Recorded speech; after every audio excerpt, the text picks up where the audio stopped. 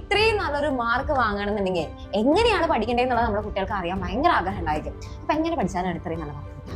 First നമ്മൾ പാഠത്തിന് കുറച്ച് idea ഉണ്ടാക്കി എടുക്കുക. അപ്പോൾ ക്ലാസ് കാണും, പിന്നെ ഒരു 2 ദിവസം കഴിഞ്ഞ് നോട്ട് ചെയ്താറുണ്ട്. അപ്പോൾ തന്നെ നമുക്ക് ഒരു ക്ലിയർ ഐഡിയ കിട്ടുമല്ലോ. പിന്നെ കോൺസെപ്റ്റ് നന്നായിട്ട് മനസ്സിലാക്കുക. ഫിസിക്സും കെമിസ്ട്രി ഒക്കെ ആണെങ്കിൽ അതാണല്ലോ മെയിൻ. പിന്നെ സ്കൂളിൽ പോയി കേൾക്കുമ്പോഴത്തേക്കും ആ റിവിഷനായി അങ്ങനെ പഠിച്ചത്. പിന്നെ ഓണപരീക്ഷ വരെ നല്ല വൃത്തിക്ക് അല്ല നോട്ട് ചെയ്താൽ അങ്ങനെയായിരുന്നു.